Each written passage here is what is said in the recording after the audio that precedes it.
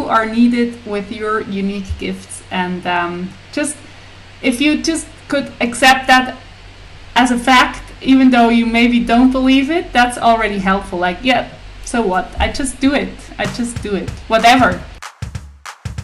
Hey, I'm Ronja Sakata, founder of the Joy Academy and Queen of Joy. That's how my friends call me. It's so important to me that my life is full of joy and that I enjoy every moment, because I know how fast it could be over. We can do so many things to bring joy in our lives, to create joy, and that's what this podcast is all about. I talk with people and they tell me how they bring joy to their everyday life and how they create a life full of joy. So let's dive right in, and please tell me after the episode what your takeaway is from this talk. Hello and good evening from Switzerland. We had a little glitch with the times and we're on now. I really hope you didn't wait like this in front of your screen. We are happy to talk to you about the work situation. Maybe you're in a situation you don't like and you don't believe or you don't think there is something else for you. We are big fans of improving our work situations. We are constantly changing it and we have a lot of ideas for you. So I'm happy to be here with Leanne and Andy today, and Darren is missing. He will be back next week, but Leanne will be missing, so we are 2 weeks, we are 3 persons online. And now let's start. Leanne, just do your introduction yourself, and then we dive right into our journey of work situations improvings. Cool. Hello, I am Leanne Dorsch. I live in British Columbia, Canada, and we're finally getting spring, so I'm super excited. I have an online company called My NICU Family that helps families who've had infants in intensive care units, and I'm connected to people all over the world, so I'm very grateful to be of service. And online, being of service international is just possible. That's just so cool. It is. Andy, what are you doing? Yes, I am from Switzerland, like Ronja, and right now I live in California with my husband and my 2 kids in Southern California, and I teach German online. I teach at swissmissandy.com, and right now where we are home and the kids are not in school, it's very convenient to have my online lessons that I really enjoy. I really love teaching. And it's fun to talk about this today. Thank you. And I'm Ronja from joyismycompass.com, and I'm so happy to have the honor to be the host of our talks for so many weeks now. We started out of an idea of Darren, like, let's do that again and let's bring in other people, and it's just beautiful how this all started and how we continue. So Andy, you brought up the topic because that's something dear to your heart, and let's start with you. Yes, it's really dear to my heart because I remember back in 2014 that I had been contemplating about changing my work situation. It kind of came in cycles. I was teaching as an elementary school teacher and special ed teacher, and every now and then I came to the point where I felt like I'm not really happy anymore. This doesn't really work for me anymore. I wasn't really happy with the public school systems anymore. I felt it was time for a change. But then what I would do is, I remember as a teacher you can take vacations, right? I would go on a long vacation, come back and be okay with it again. So in 2014 finally I felt like I'm done. And it was more like a crash, I remember, because I just really couldn't take it anymore. Because I hadn't listened to the early signs, I kind of emotionally crashed. And took a few months off to reevaluate my situation. And looking back at that now, 6 years later, I see, first of all, how long the process can be for you to find yourself in a new happy place, but also how important it is. How important when you can tell that you're not in the right place, that you're unhappy for some kind of reason, that it's really important that you take a look at it and improve your situation. And that's what we're going to talk about today. I think it's very important for everybody. And what were these early signs you dismissed? Because I think they're nearly the same or like similar for everyone. And I'm a big fan of listening to your body and your thoughts. And do you really remember like which early signs did you like, yeah, no, and then you crashed? Well, yeah, I mean, of course, I was often tired. I remember that it was hard for me to prepare my lesson. I didn't have the drive anymore. I had negative thoughts about it. But I felt like a hamster in a wheel. I felt like, and a lot of us do, the money needs to come in. It's what I learned. It's what I know. So it was just, I think I was fighting, my thoughts were fighting with the reasoning of you should keep doing what you're doing because that's your income and that's what you learned, that's what you studied. Against, I feel it's time for a change. I really want to be lighter and happier and freer in what I do. And I think it was really the being tired and the negativity. I remember I had a hard time going into teacher rooms. You know how in every break in Switzerland, teachers go to the teacher room and they talk. And I had like a aversion against it. So, and I do agree with you. I mean, your body will usually tell you.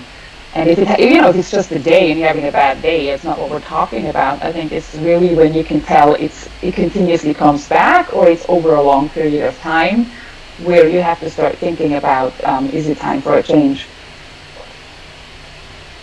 How about you, Leanne? I know how many different things you've done, so that's very interesting. If you had like smooth transitions or also like breakdowns or like, I can't stand this anymore, I need to do something else. Mm-hmm. I think I've had some of each of that. I think my first career that I had chosen was being an archaeologist, and there was excitement, there was adventure. I was, going miles and miles and miles into the wilderness on our own, whether it's truck, helicopter, like there was like almost an Indiana Jones feel to it, and all archaeologists watching this are going to hate me saying that because it's not like Indiana Jones at all, but it's the adventure piece where you feel like you're challenging so much and exploring for those like pieces of beautiful treasure from the past. And you would think that it was all magic and excitement, and it's not. It's a job like any other job. There's paperwork, there's, trials and struggles and all that kind of stuff, and I loved it. I had traveled parts of the world to do my archaeology, and when I was here at home, way up north, we were on the top of a mountain, and we were doing an assessment, a cultural assessment, which is required by our government. And I had my hands in the dirt, and this message just came to me. Who are you helping? And it really sat with me, and I really had a hard time with it at first, and it kept coming back to me even when we went back to camp and all this kind of stuff. And slowly over the next little while, there were things that bubbled up within me, and it might seem now like it was sort of an obvious thing, but back then it was a hard struggle. It was that breaking point of, wow, I've been working like all through my undergrad. I've worked for 4 years outside of, being under someone else's wing and all this kind of stuff. 8 years of this. Is this done? Like, am I not doing this anymore? So it really, really struck me. And I can say more to that later, but then the transition to be a counselor was interesting. Okay. People are like, oh my gosh, how did you go from archaeology to counseling? And I think I've always had an interest in helping people. right? And I didn't really know how.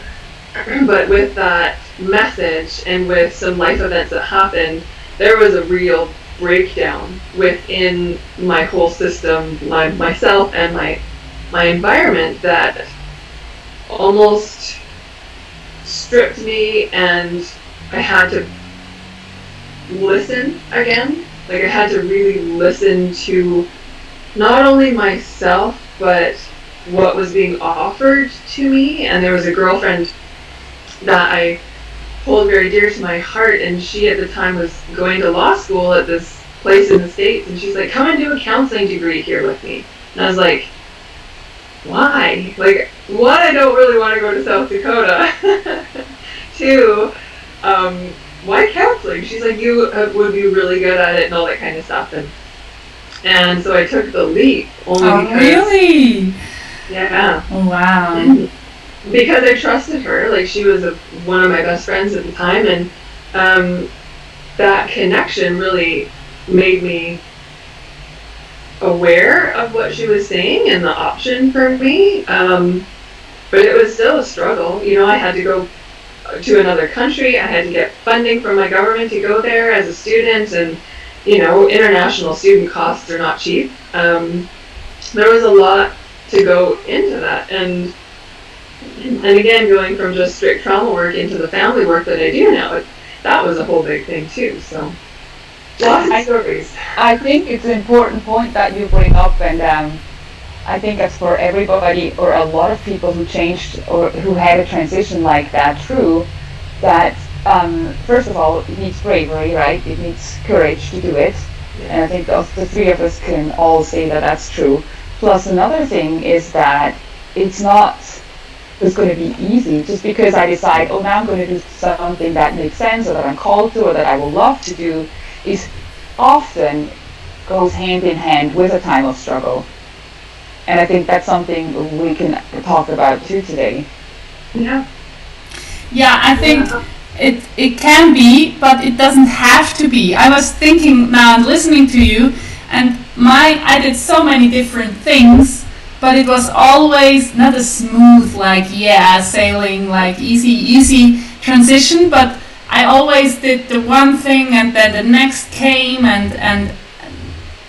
but I told you before, like when I was 17, my friends began to die, and that was really sharpening my feeling with myself to just like listen to what I want. I was so committed to make the best out of my days.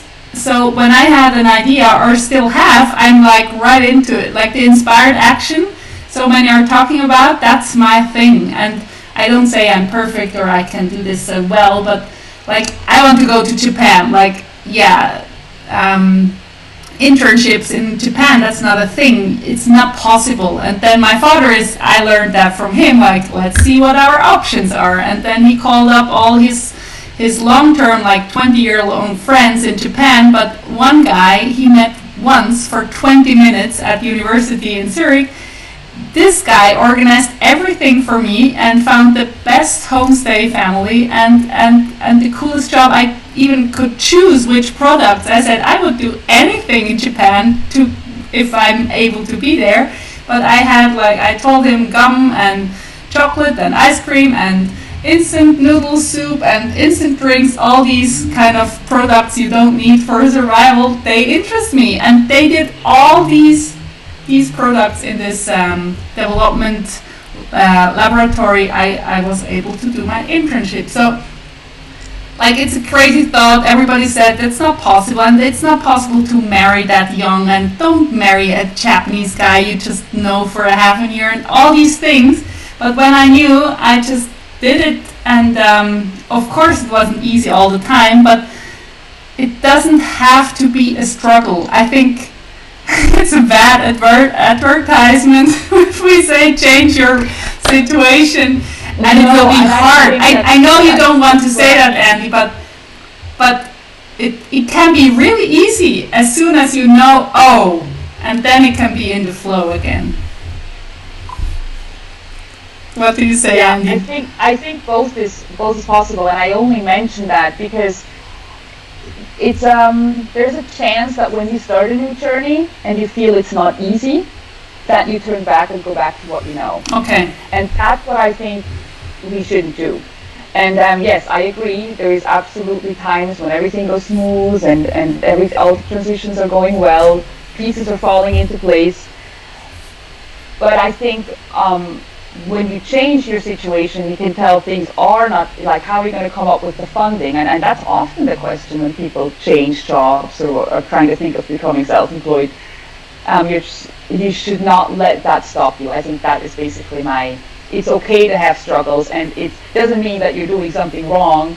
It means that you're going to grow through the struggles and they're going to teach you something. Yeah. I think if your why you want to do this new job is big enough, that can carry you through struggles. You know, when you know, I want to do this no matter what, and now I already was brave enough to start, I won't turn back. I want to, not I have to. I want to proceed. Yeah, it's sort of that beautiful connection to self, because when you are having the inkling of change, there's something driving it. There's a deeper sense, whether it's your higher power giving you the messages or just the fact of serving differently. And I'm not meaning, like, I think every job serves in some way, shape, or form. You don't have to be one-on-one with people to serve, right? And it's okay to start that new passion project that you want to turn into a job one day when you're still doing your other stuff, because I've said it before. Our teacher, Bo Eason, he says it's okay because plan B can actually pay for plan A for a while. Right? So, like you're saying, be gentle with yourself and know that it's a journey, and know where your focus is so that that heart song can come through as you learn to walk with it. I think that's very important to. There are different types of people. Some people really want to jump and build the airplane while they fall, and that's not me. I needed to decrease my teaching hours in a professional school for food technologists and increase my work for my own company. But then at 30% school with a very high salary, so 30% was convenient to pay for everything, I knew now I have to do the leap and just go to zero. But from 70 to 60 to 30, that was just so good for me, because otherwise I would have been totally overwhelmed. So I think also writing down different situations or setups of your work, if you write it down and you just feel like, wow, that's a good plan, I want this one, you will find out if you dream about different setups. Yes, and I think it's an important question also, like, how do you know it's time, right? Like as you said at the beginning, how do you know that it's time? And I would think just we need to ask ourselves, how do I want to feel when I go and do my job? How do I want to feel? Like, sit down, imagine, how do I want to feel when I work?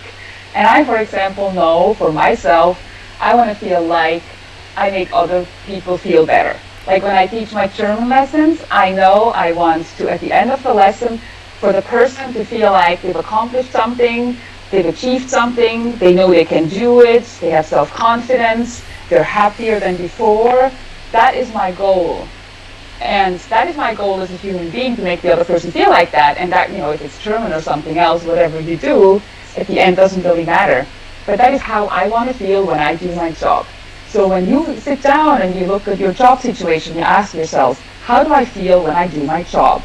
And then you write down how you feel. And then on the same page, on the other side, you write down, how do I want to feel? And then you start comparing the two. And then maybe you can see, well, there is a gap, how I feel and how I want to feel. Can I change that within the job situation I'm at? Is that possible or not? If it's not possible, well, what other options do I have?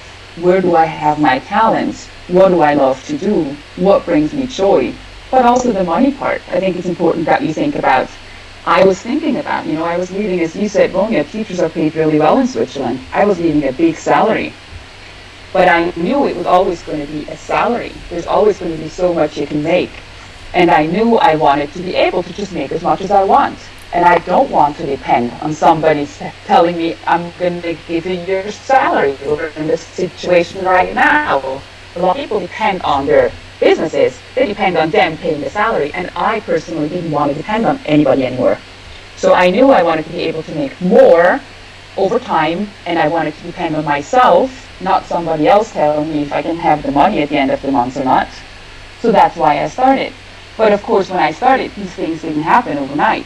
What happened was that I made $0 for a year.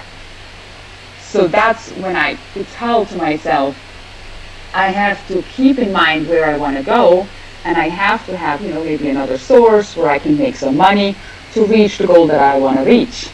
And sometimes it can get really messy, like you feel like you'll never reach it. But I feel then it's what Leanne said, and you have to reconnect with your inner self and you ask, is that still the path I want to go? Is that still the right thing that I want to do? Is that still what's going to bring me joy? Do I still want to make money like that? Do I still want to serve the community like that? Mm-hmm. Yeah. Yeah, Ronja, you said earlier, some people jump and some people need that transition, and there was a time, so I had finished my master's degree in South Dakota, and I came back to Canada because my student visa was up, and I needed a break, I needed to come home, I needed, family and to recharge, and I decided to stay at home, and I started looking for counseling jobs. Well, I got stuck between not having enough experience and being too educated. So people were looking, for something that I didn't have a combination of. So being I think I was almost 30 at that point, and I was like, I can't not have a job.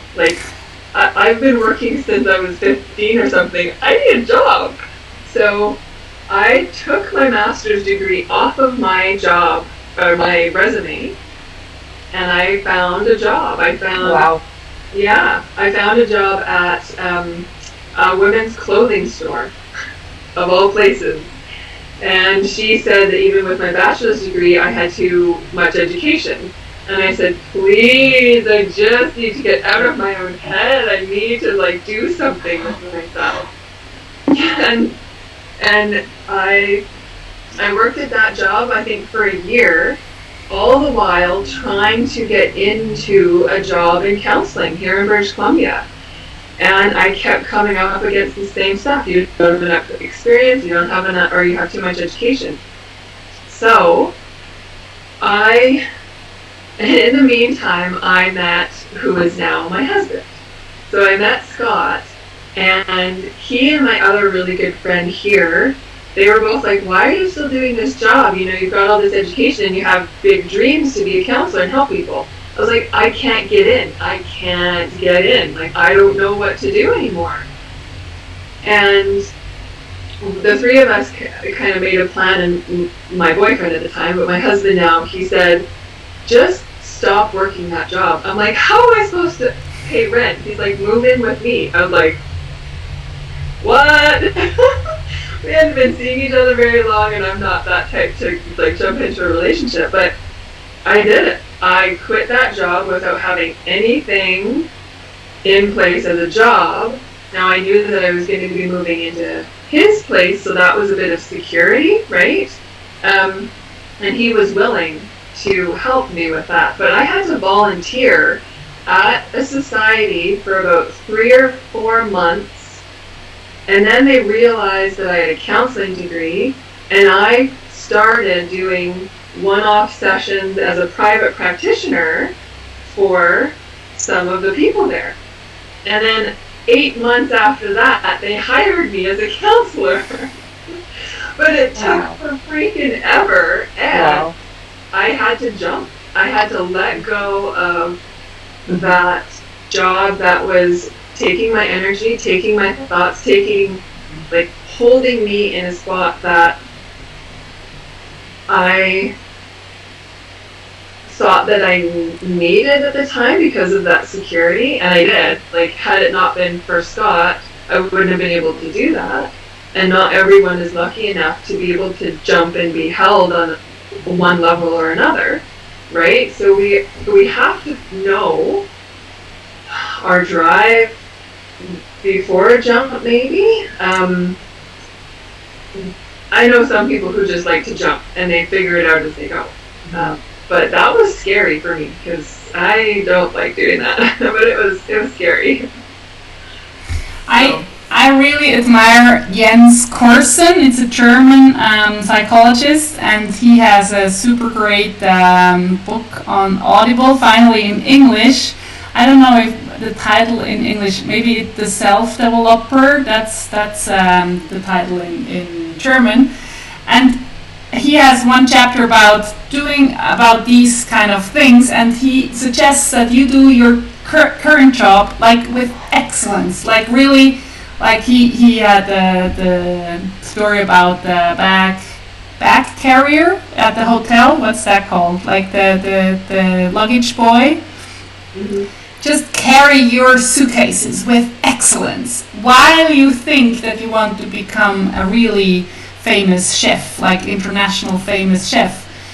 But don't slug at the suitcase carrying thing, otherwise you won't get there, and then you make a good impression. And just be with your all where you are, where your feet are. And I like that, and you can apply that on every situation. When you are shopping, be nice and kind and helping there. Maybe you meet your future boss or a client, or you don't know where the opportunities are waiting for you. But if you're grumpy and calling everybody out around you, you won't find the golden nuggets which are leading you your way. I'm a big fan of that. Take care of your attitude and also of your energy, sleep enough if you can. It depends on your situation, but be of excellent service now, and the stepping stones will appear while you are doing what you're doing, now or in a transition or wherever. But that's so important, I think. And I'm thinking right now, let's think of families that have the situation right now. Maybe they both work a lot. The husband works a lot, the wife works a lot, and they have kids. And if you think about it, a lot of people here in America, at least, and I know in Europe it's very similar, they work all day long and they have the kids, and at the end of the day they're way too tired to even think about changing their situation. So I'm thinking, nothing is impossible. So I'm thinking this energy question is a really important question. How much energy are you going to put aside to build that job situation that you really want? Even if you are really busy all day with your job, maybe you can cut out a little bit of time during lunch, maybe you can cut out a little bit of time in the evening before you go to bed, even if you put in a half an hour a day to focus on what do I want to change, how do I want to feel in my new job situation, do I want to be self-employed, or what do I want to do, you will walk towards it. I think it's very important that we don't think in our minds, I'm so way too tired for everything, I can't do this, I'm overwhelmed already. I truly believe nothing is impossible, and when you carve out a little bit every day, then you can get there with baby steps. Mm-hmm. That's beautiful. Do you guys know Sarah Blakely? I'm a huge fan of Sarah Blakely, and the owner of Spanx.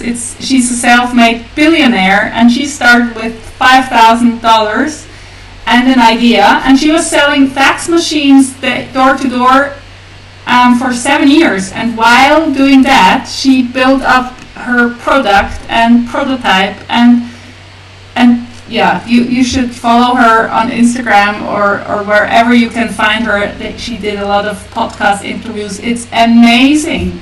And as you said, Andy, half an hour, quarter an hour, one phone call, and then again slamming doors in her face that they won't buy a fax machine. But she said, I learned selling, and I learned about disappointment and everything. It's beautiful if you know what you want to do, and first you have to find out that. And I think first it's like, oh, I'm too tired to think.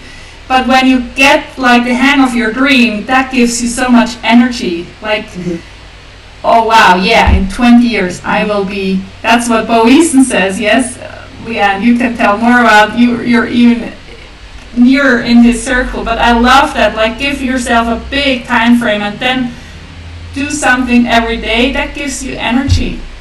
And stop watching TV.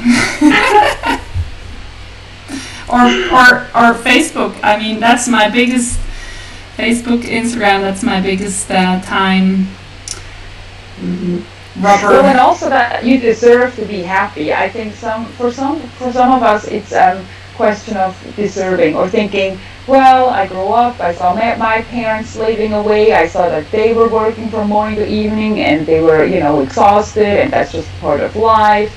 And this whole trained brain, all these patterns that you can think, hey, I have a right to be completely happy with what I do. And I'm totally capable of getting there, even if it takes 5, 6, 10 years. I mean, if you think, I think about it like that sometimes. I have hopefully all this time left until I'm 99 years old. Yeah. I want to do something with the time that is worthwhile. Yeah, absolutely. Can we touch upon just briefly how we even figure out what our dream is, or how we connected with a passion? What are your thoughts? Well, I think that I would think about three things here. I would think about what I did for myself is, what do I know that is given to me as a gift? So we all have our gifts that are given by birth, for things that we're just good at and that we know that we're good at. Like making a list of all these things. And then I would definitely write down, how do I want to feel when I exchange these gifts? How would that be possible? And start researching and Googling, how can I make money with that? And I think when you do these three things, it might not come to you right away, but I think over time you can get different ideas. And I always think it's important too that it can change over time. You can start with something and then it will develop from there into different things or something new. Yeah, also write down what are people asking you all day long or every day or every week, like, can you help me with this or with that? Like, that means that you're naturally good at this, and maybe you didn't even consider that when you're too much in your brain. Like, everybody's asking you for recipes, and then you're like, yeah, there are so many blogs and so many cooking books, I don't need to do another one. But I don't remember who said that, but if you think that way, like, yeah, there are too many of this and too many of that already, I won't add to that. If everybody would think like that, there would be one cooking book in the whole wide world. I love this analogy. Like, and there are millions or billions of cooking books, and some of them are famous and some of them are not. I think I told you that in a previous talk. But like, you matter. Your unique touch on something maybe very commonly used or already here, but you have a different tone, and people need to hear it from you. I hope you can tell that by yourself, like, you don't like this person or this influencer or this teacher, but you like this teacher, and then here you can listen and you absorb what he or she is saying.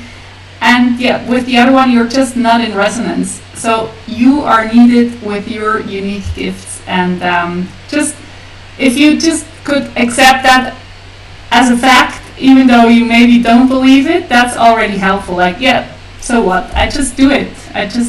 Whatever. It Yeah. is.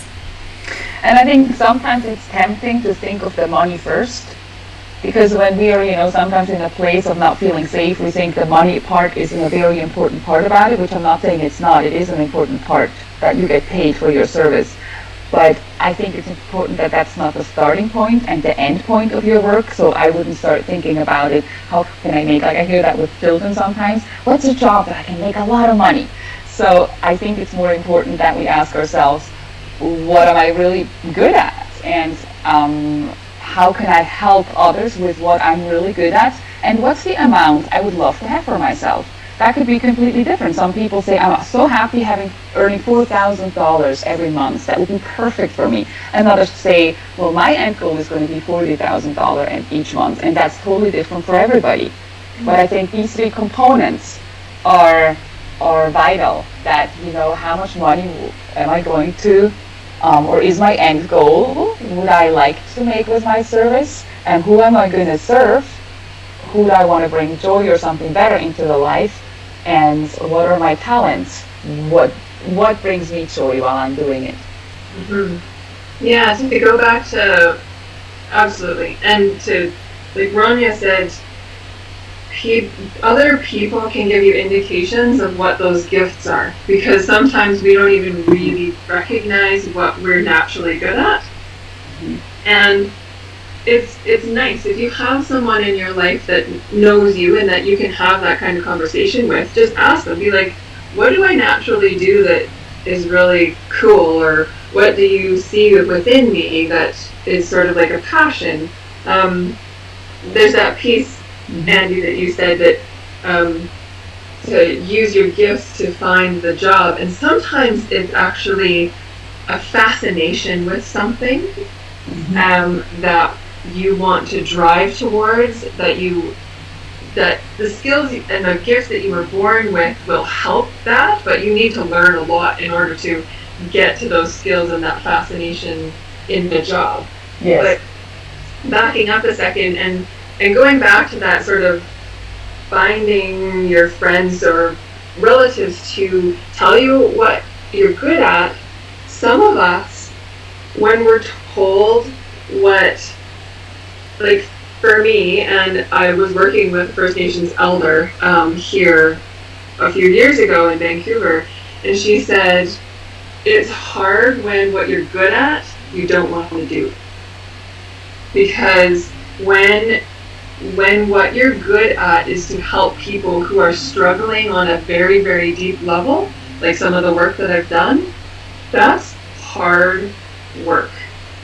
And I don't know that anyone ever dreams about hearing stories about trauma, right? And other people's trauma. So when you have this beautiful gift that you've been given at birth, and people are like, oh, you'd be such a great counselor, you do this, this, and this. Well, how, like, that at first scared me. I was like, oh, why do I want to deal with other people's problems, I had to really find it within myself what that meant for me. And I now, having gone through the journey of, 2010, so the last 11, 12, 13, oh my gosh, 13 years. Sorry, quick math kind of scares you sometimes. Too funny. I love and I feel so blessed with what I can do, with what I have done for people who have come to my aura, right, in my space and asked me for help on that level. But some of us struggle because we're like, I don't want to do that. I know I'm good at it, but I don't want to do it. So maybe there is something you're even better than you're good at. It could be like teaching. For me, it was the book The Big Leap. I don't know if I already told you, but that's one of my favorite. And your zone of excellence, what you're really good at. Teaching for me was easy. I loved my students. They loved me. It was really such a good time. But leading groups now and doing my joy work and speaking on stage and doing online courses, that's my zone of excellence. It's even above that. And maybe some things from the part you're good at but you don't like, you can like chip them away and create something new. That's really what I did. I don't like controlling people, like you're here and you're not here and you're missing, so you get some, I don't know the words in English, and tests and correcting tests. I hated that, and all the structure of school, but the teaching and speaking in front of people, and I learned so much for my job now, so I don't want to miss. Maybe the last year was like, I could have stopped teaching a year earlier, but I think I wouldn't have been ready. So it's perfect the way it is.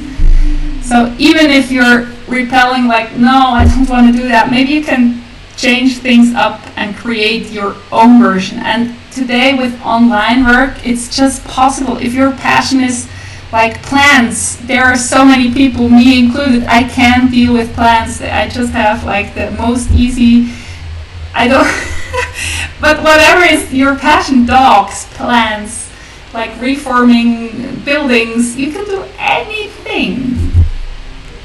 Yeah, and I think that's why it's important that we don't just ask, what am I good at? You ask. As soon as you ask that, it's like, what brings me joy?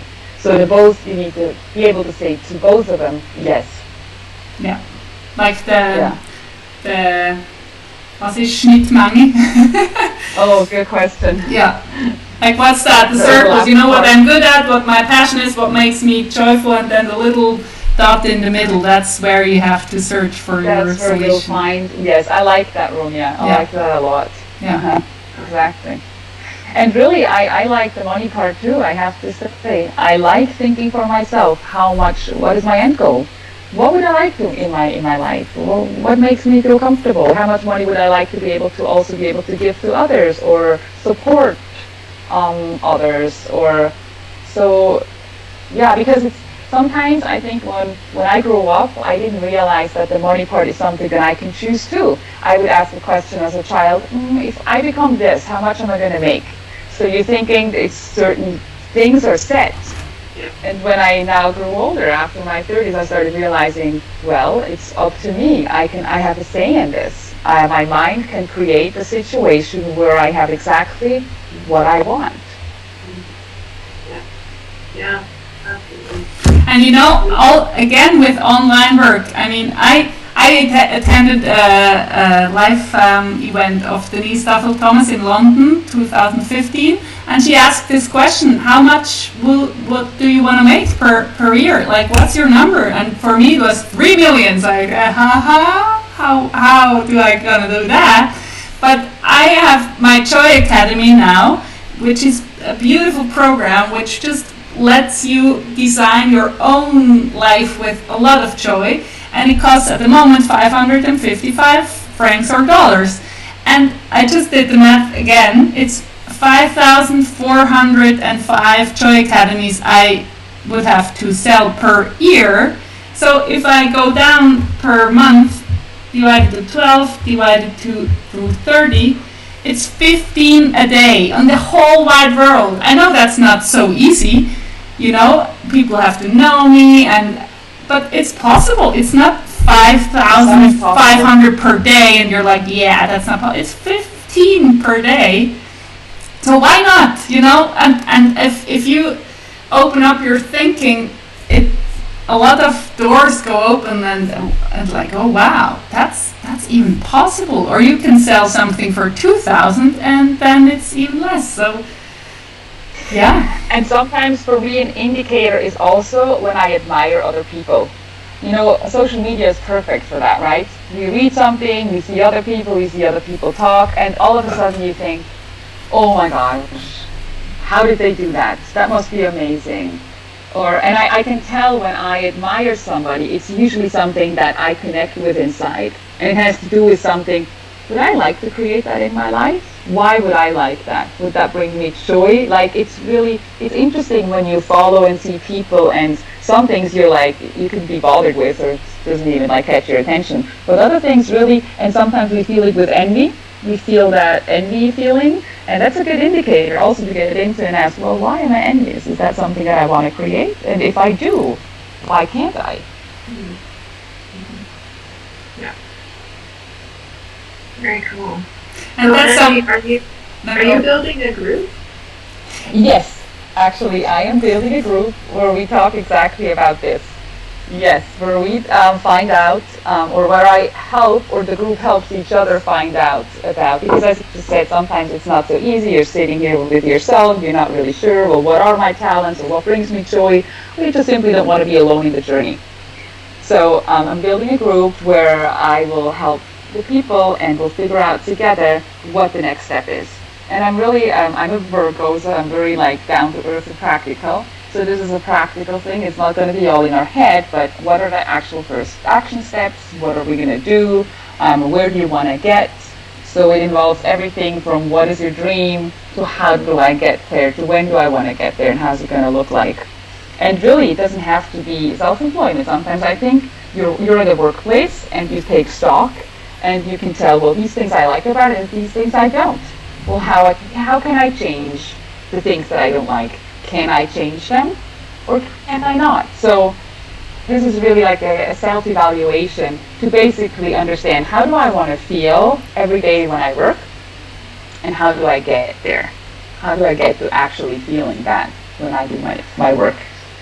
Yeah, and it's again the question, what's important to me? And I think it's so cool that you are creating this group because, as you said, if you're busy the whole day, you need some accountability to really say, okay, now I take my time to think about what do I want. And in a group, I do group work myself. It's just the coolest thing to have an appointment and you promise, you even pay money for it, so you want to attend, and then you take your time for yourself. That's so wonderful. And take your time with Andy's help to think about things, like guided. It's just, you can do it yourself. I remember, Andy, do you remember your first coach? I assume that was your first coach, and she told you, like, you could figure this out yourself, but you're just quicker with me. And then I went to her, like, for years. She was really my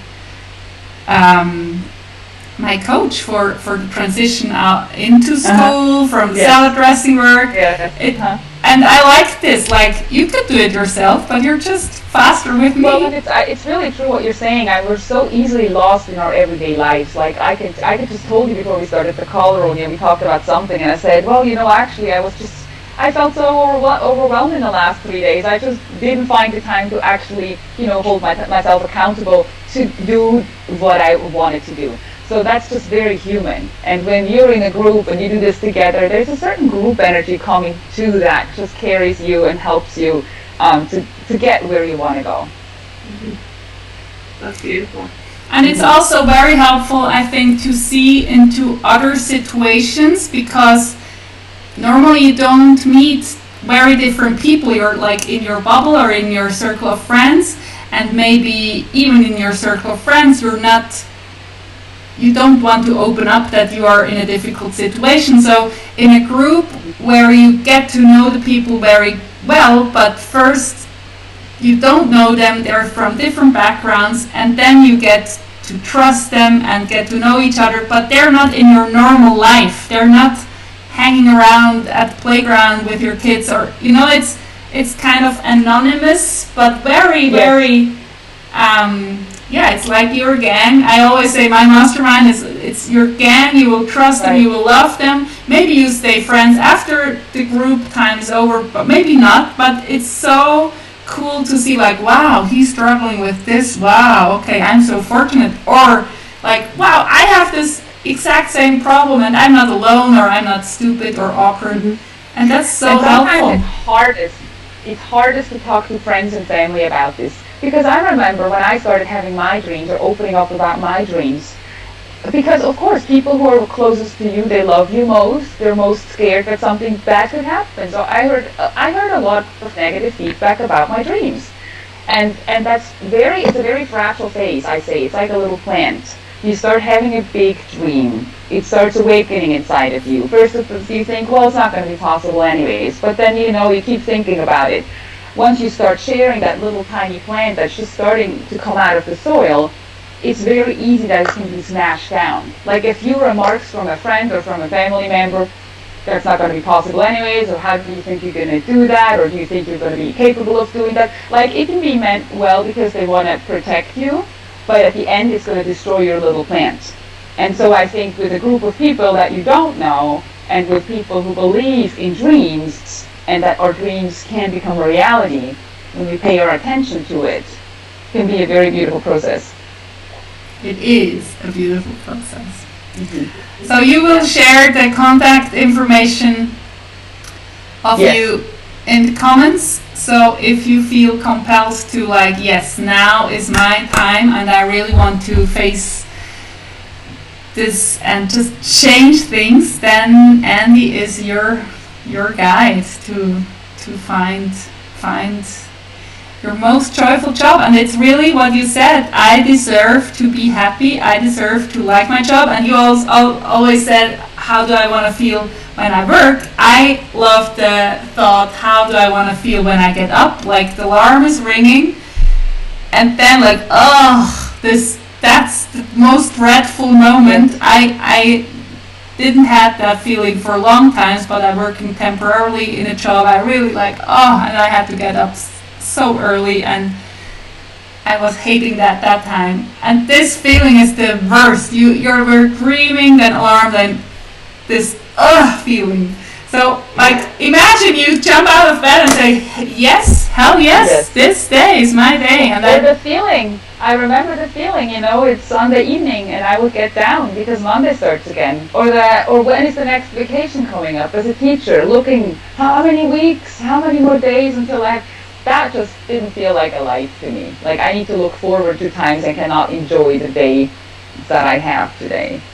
Yeah, and really, it could be your last day. I know it's cheesy and it sounds like, but it's true, and that's my compass. Like, I want to have a great day every day, and of course, not every day is the same energy level. But even if I take care of myself and say today I watch a movie, I don't do any work. If I can, like taking care of yourself, that counts too. It doesn't have to be an exciting day to be a good day, but like a good day, that's my requirement for every day. Mm-hmm. Mm-hmm. Yeah, beautiful. Cool. So thank you so much. We could talk about this topic or any topic for hours. So I'm happy to meet you, Andy, again next week, and Leanne maybe in 2 weeks. We have to figure out if we do that just now weekly forever. No, but it feels so good to connect with you and talk about these topics, and it's so important to, I hope you watching this like feel heard and like seen and feel the feeling of, well, maybe it's just possible that I would love my job, and just get in contact with Andy and get all the information about her group program, and then you're all set. So thank you so much for watching. See you next week. Thank you so much. Thank you. And bye-bye. Have a wonderful evening or day wherever you are in the world. Bye-bye. If you liked this episode, I look forward to a review from you, and it would be so nice to hear from you what you liked best and what is your takeaway, and maybe it sparked some idea. You really are surprised to have this idea now, and you can go and create joy for your life. And please tell me about it. I would love to hear from you. My contact details, you will find them in the show notes. Have a wonderful day!